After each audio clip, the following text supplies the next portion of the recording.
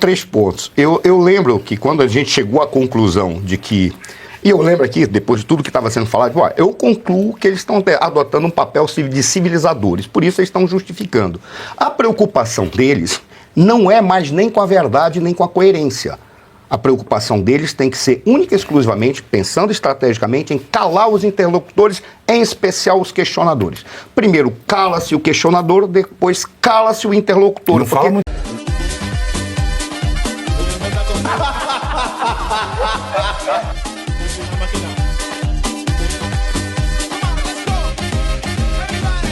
Faz esse negócio de economia reborn. Daqui a pouco vai aparecer o Lula e o Haddad mandando o povo comprar aqueles brinquedinhos de forninho de criança com bolinho pra comer comidinha reborn.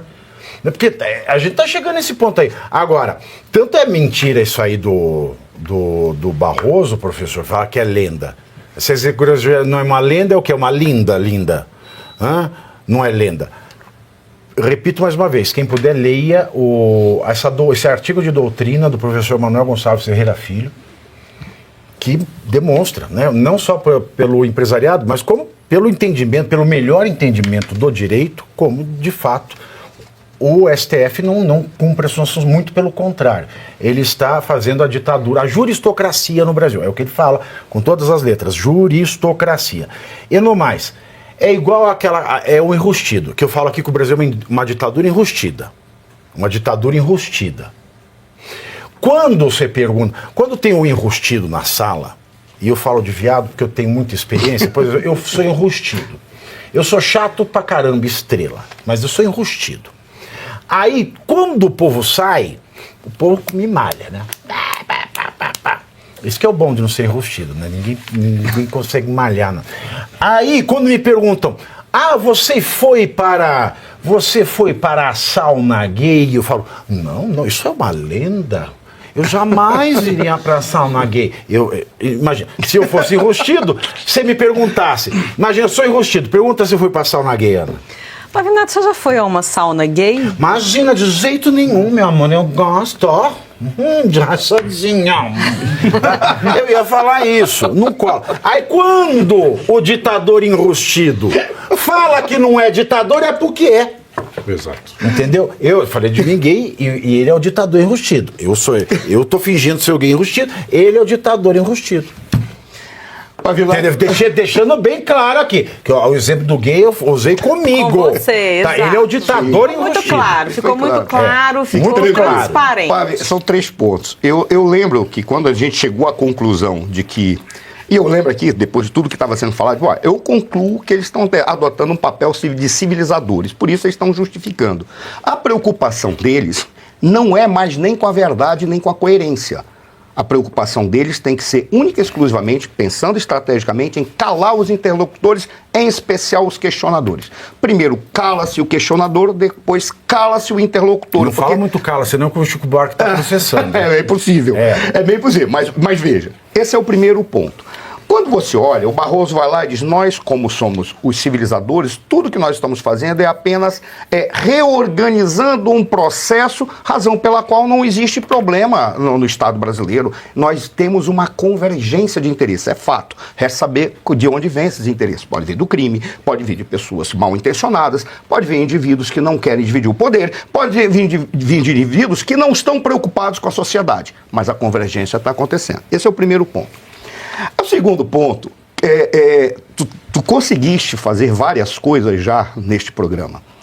Quando tu chegaste e deste uma aula para o Senado do que eles deveriam fazer. Tu és o primeiro caso da AGU, daquela porcaria que a AGU inventou. Ou seja, tu és uma personalidade histórica. O dia que eu fizer quadradinho de 8 aqui... Mas olha, deixa eu só... Qual foi a importância que tem, que reflete no Temer? Eu tenho certeza que eles assistem esse programa. Por isso que eu estou dizendo isso.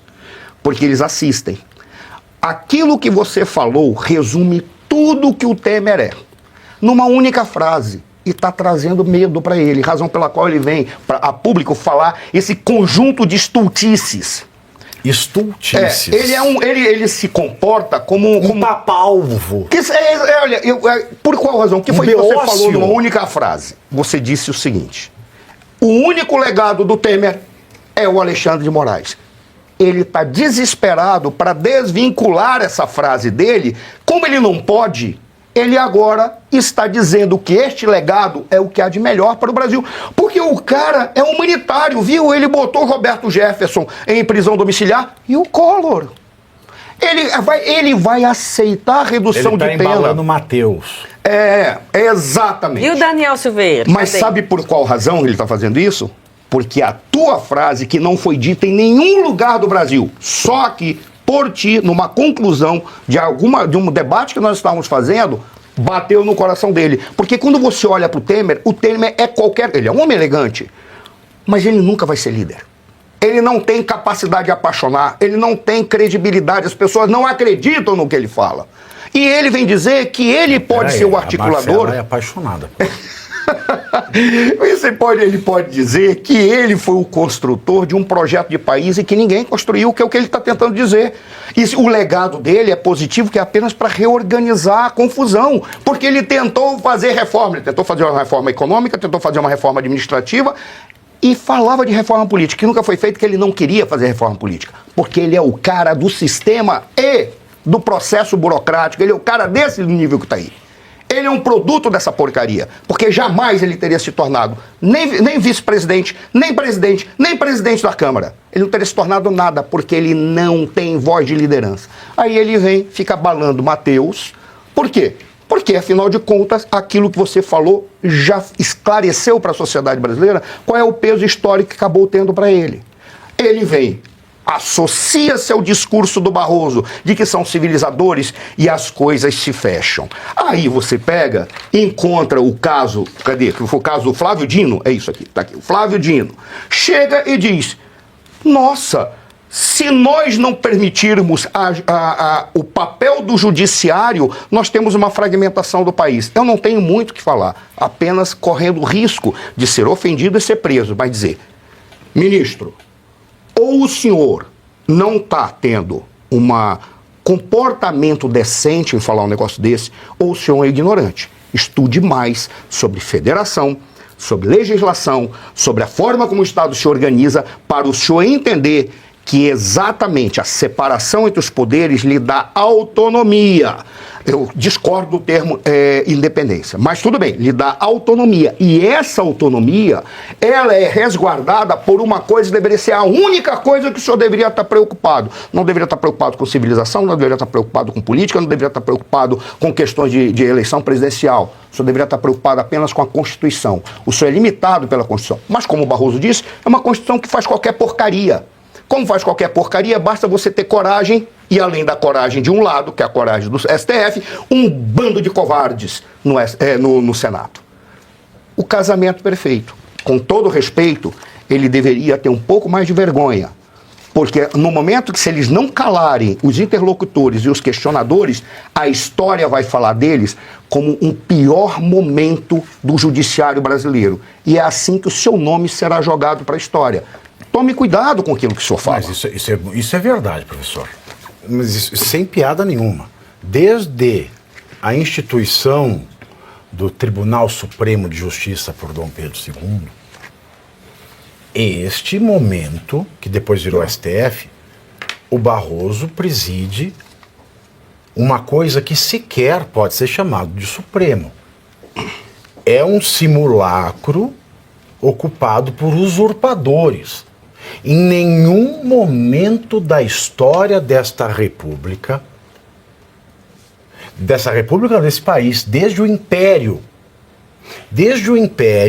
nunca, por nenhum momento sequer, o STF foi composto por um ministro sequer que não tivesse notável saber jurídico.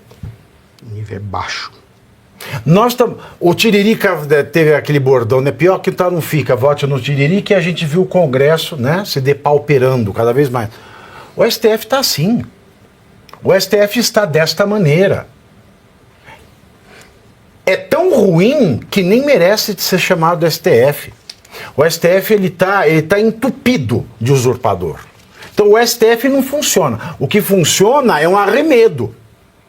Então hoje nem STF o Brasil tem mais. Isso é triste. A gente tem um arremedo. A gente tem um tribunal partidário, que é o PCC chinês, igual o PCC chinês. Tem um monte de partido aqui, mas só o que o STF decide vale. É ele que faz a política de país, é ele que traça as linhas médias. Ou seja, é a democracia reborn do STF. De fato, não não corre o risco, não. Já entrou. É o pior. Já ganhou, tchá, tchá, tchá. Já ganhou, tchá, tchá, tchá. Já ganhou. A mediocridade se tornou no nosso Supremo como o patamar máximo a se chegar. Então, eles ficam disputando narrativas sem fundamento legal, sem fundamento filosófico e sem capacidade de filosofia. Ou seja, nem para filosofar eles servem, porque quando ele chega e vem falar, é a dissolução da República, porque cada estado teria o seu, para começar já tem, cada estado tem um hino. Cada estado teria, para começar, cada estado tem a sua Constituição. O que preserva a unidade é o Pacto Federativo, que é uma outra porcaria que foi mal feita nessa Constituição, que o senhor está dizendo, que lhe dá todos os atributos e todos os poderes. Ele fala mais absurdo, ele fala que cada partido teria o seu hino, teria a sua Constituição. Não, cada poder. É uma coisa muito louca. Parece que ele, sinceramente, parece papo de esquizofrênico, cara. Mas não tem sentido. É papo de esquizofrênico. Só falta falar que ele tá chipado. Eu fico com dó do André Mendonça, porque o cara fala isso lá na hora do plenário e o André Mendonça, como é que você conversa com uma pessoa que não tá falando lei concreta? Não tem como, Ana. Como é que você rebate, não é? É complicado Você já fez trabalho voluntário em hospício? Não. É mais ou menos isso aí. Não, mas é isso mesmo. A gente não discute com doido. Agora, uma com coisa doido que você falou conversa, aí, que ele fica falando, você não é verdade, não, mas olha que o copo vai discutir com o doido. Não tem como discutir. E uma coisa que o senhor falou O problema aí, é que são doidos com poder. Exatamente. Que a Constituição, ela foi feita de uma forma que na hora que você teve de um lado, as pessoas com coragem para fazer o que o STF está fazendo, e de outro lado, a covardia, principalmente do Senado Federal, aí nós chegamos a essa equação que nós temos hoje. O probleminha que eles têm é que metade da população do Brasil, pelo menos a metade, não está aceitando e não está se calando. Por causa disso que precisa de trazer o cara lá da China para regulamentar rede social. Porque se não tivesse rede social nesse país hoje, já tinha estabilizado do jeito que está e ninguém falava nada. Eu sou da época, que eu sou antiga, eu sou da época que não tinha rede social e que a gente só ficava na televisão, olhando lá, os caras falando, a gente não podia falar nada. Exatamente. Então, hoje, eles estão com esse problema. O Coronel Santos me mandou uma mensagem, disse assim, eles estão trazendo o cara da China pensando em controlar agora os mecanismos de controle para 2026. É isso mesmo. Eles já estão fazendo isso. Então eles vão trazer um cara para dar toda a orientação de como eles fazem na China, pensando já em não permitir a interlocução e o questionamento. Agora, é fato. A atividade, voltando aqui na atividade do Temer, o que ele está querendo fazer? Ser o cara que tirou o bode do meio da sala, para todo mundo sentir um alívio? E voltar ao que era antes. Ele botou o bode no meio da sala, aí ficou aquele fedor, ninguém aguenta mais. Aí ele quer ser o cara que vai tirar o bode do meio da sala, vai ficar todo mundo aliviado. Pra quê? Pra voltar ao que era antes. E nós não queremos o que era antes, nós queremos superar o que nós tínhamos antes. Então nós não podemos permitir isso. Eu tava no fluxo. Ele quer trazer é isso mesmo. Eu encontrei a novinha no grau, ela falou justamente isso. E você aí já está preparado para ter todos os argumentos para dizer que Marx não foi um cara legal, para dizer que o comunismo não é um lugar para diversidade, para desmontar essa grande fake news histórica da esquerda, que é repetida por nossos professores de história, de geografia, de sociologia, que é repetida nas universidades, que é repetida nos livros. Está preparado para dizer por que Marx não era um cara legal e por que todo marxista raiz também não é, e porque o comunismo é terrível.